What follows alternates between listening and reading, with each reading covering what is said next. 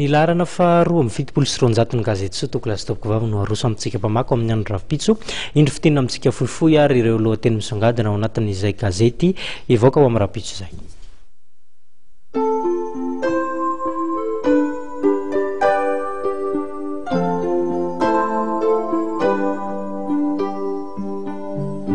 Ballerina girl,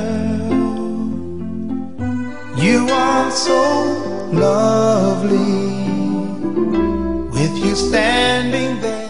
Ny lamodiny pataloha combinaison indray no entiny soa amintsika amin'ny herinandro ity izay manendrika ny vehivavy tokoa amin'izao vanim-potoana ny mafanandro izao.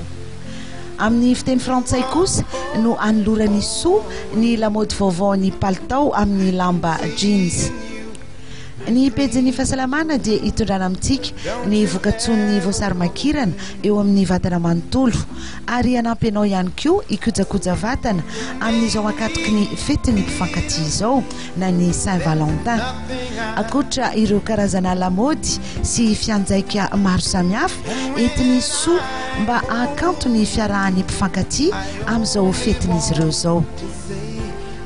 Mazava ho azy fa ny tantaran'izany fetin'ny Saint-Valentin izany hatrany amin'ny fiantombohan'ny nankalazany izany hatramin'izao no entiny soa amintsika ao anatin'ny pejy roan'ny gazety. Torohevitra maro samihafa kosa toy ny fomba fanomanana ny voankazo maina izay be otrikaina tokoa no entina amintsika ao amin'ny pejin'ny nahandro. Ankoatr'ireo karazana nahandro vaovao hitanao isan-kerinandro ao anatin'ny soa. Maliny olombelona ary koa ireo sakafo natao anaitra ny faniriana. Izany kosa no anisan'ireo lohatenin-dahatsoratra ho velabelarina ao amin'ny pejy natokana ho an'ny lehilahy.